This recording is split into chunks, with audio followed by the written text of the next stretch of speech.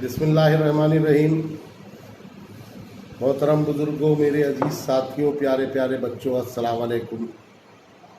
जैसा कि आप लोग जानते हैं कि रमज़ान शरीफ के इस मुबारक महीने में हम आपसे 10 बजे का टाइम हमने आपको दिया कि हम आपसे 10 बजे इंशाअल्लाह रूबरू होंगे और आपसे 10 बजे रात में कुछ बात करेंगे। तो दोस्तों, आज हमें आपसे 2-3 हर बार मैं कोशिश करता हूँ कि आपसे एक नए इशू पर बात करूँ, जो हालात होते हैं उन पर आपसे बात करूँ। और इस वक्त भी कुछ बहुत अहम मसले हैं जिन पे आपसे गुफ्तगू करना है। दोस्तों, सबसे पहला मुद्दा जो है, सबसे पहली बात जो है वो हमारे मुल्क में और पूरी दुनिया में जो कोरोना वायरस को लेकर के हालात हैं, उन हालात को मद्देनज़र रखते हुए आज रमज़ानुल मुबारक के 9 रोज़े अल्हम्दुलिल्लाह मुकम्मल हो गए, 9 रोज़े हो गए।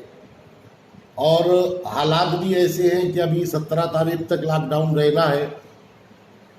और इस लॉकडाउन से पैदा हुए हालात जो हमारी आपकी नज़रों के सामने आ रहे हैं, जिसमें सहाबा एक्शन कमेटी ने आगे बढ़ कर के अल्लाह ने जो भी काम सहाबा एक्शन कमेटी से लिया और ले रहा है, सहाबा एक्शन कमेटी रोज़ाना राशन बांटने का काम, और उसके बाद रमज़ानुल मुबारक के महीने के शुरू होते ही रमज़ान से जुड़ी हुई जो रमज़ान में ज़रूरियात ज़िंदगी की चीज़ें होती है उनको बांटने का काम किया, और आगे भी इंशाअल्लाह इस काम को जारी रखा गया है।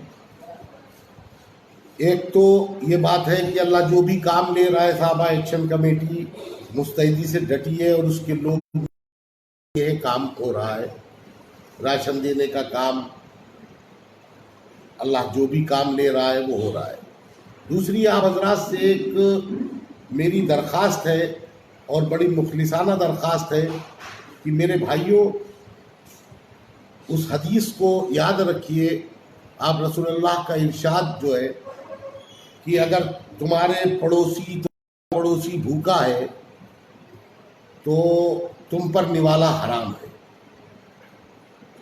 आज आपके सामने जो हालात हैं, उन हालात में करीब करीब बहुत सारी चीज़ें हमारे आपके बीच में ऐसी आ रही है, और आने वाले वक्तों में और क्या इस लॉकडाउन से या और क्या दिक्कतें आएंगी अभी हम आप नहीं बता सकते। लेकिन मेरी आपसे एक मुखलिसाना दरख्वास्त है कि मेरे भाइयों, अपने मुल्क के हालात को देखते हुए और ख़ासकर अपने पड़ोसी को देखते हुए इस बार हम लोग अगर ये एक अहद कर लें, हम आप सब मिलके ये पूरी तरह जहन बना लें कि हम लोग इस बार ईद पर फजूल खर्ची नहीं करेंगे। यानी कि हम लोग ईद पर इस बार नए कपड़े भी नहीं बनाएंगे, और नए कपड़े न बना के हम लोग धुले हुए कपड़ों में नमाज पढ़ लें। अपने मुल्क के हालात, अपने पड़ोसी को देखते हुए आप एक बात गौर कीजिए कि हम नए कपड़े पहन के निकले और खुदा न खास्ता हमारा पड़ोसी हमें देख के उसका दिल दुखे, तो ये कहीं ना कहीं हम अल्लाह के नबी की उस हदीस पर अमल नहीं करेंगे। इसलिए हमारी समझ में यही एक बात आ रही है कि इस बार हम लोग ईद पर फजूल खर्ची नहीं करेंगे। और एक बहुत छोटी सी बात आप लोगों से इसी सिलसिले में और कहना चाहता हूँ कि मेरे भाई, अगर हम अपने को मिला के, अपने परिवार को मिला करके और अपने घर को मिला करके, अपने बच्चों को मिलाकर अगर हम 10,000 रुपए के कपड़े बनाते हैं और वो 10,000 रुपए के कपड़े हम ना बना के 5,000 रुपए में ही, अगर हम 5,000 रुपए से 10 घरों में कहीं कुछ राशन दे दें, कहीं सिवई दे दें, कहीं शक्कर दे दें, कहीं मेवा दे दें, तो मुझे लगता है कि हम 10 घरों में इस तरह से अपने साथ साथ 10 लोगों के और भी ईद का इंतज़ाम कर सकते हैं। तो इसलिए मेरे भाइयों, उस फजूल खर्ची से बच के हमें आपको ये देखना है कि कहीं हमारा कोई पड़ोसी भूखा तो नहीं रह गया। हमने तो अच्छे कपड़े बना लिए, लेकिन हमारे पड़ोसी के भी कपड़े बने, या हमारा पड़ोसी के घर में फाका तो नहीं है, या हमारे मोहल्ले में किसी के यहाँ फाका तो नहीं है। तो इसलिए मेरी आपसे ये दरख्वास्त है कि इस बार हम आप सब मिलके ये अहद करें कि इंशाअल्लाह हम लोग, ईद फिर आएगी, अच्छे हालात होंगे, हम लोग ईद में कपड़े फिर बना लेंगे। लेकिन इस बार हम अपने मुल्क के हालात को देखते हुए, अपने मोहल्ले के, अपने पड़ोस के हालात को देखते हुए, जो दुनिया में देखते हुए, इस बार मिलके ये अहद करें कि इंशाअल्लाह हम लोग ईद करेंगे और ईद में कपड़े नहीं करेंगे। इससे आपके सामने जो अल्लाह के नबी की हदीस है, आप उस पर भी अमल करेंगे और अल्लाह रब्बुल आलमीन इससे ज़ायद आपको नवाजेगा, क्योंकि अल्लाह ने ये वादा किया है कि तुम मेरी राह में 1 रुपया, हम 10 गुना का तो वादा किया ही है परवरदिगार ने, उससे ज़ायद कितना हो जाएगा ये एक अलग बात। दूसरी एक बात आपसे ये कहना है कि मेरे भाइयों, एक बड़ी शर्मनाक खबरें मुल्क के अलग अलग सूबों से, मुल्क के अलग,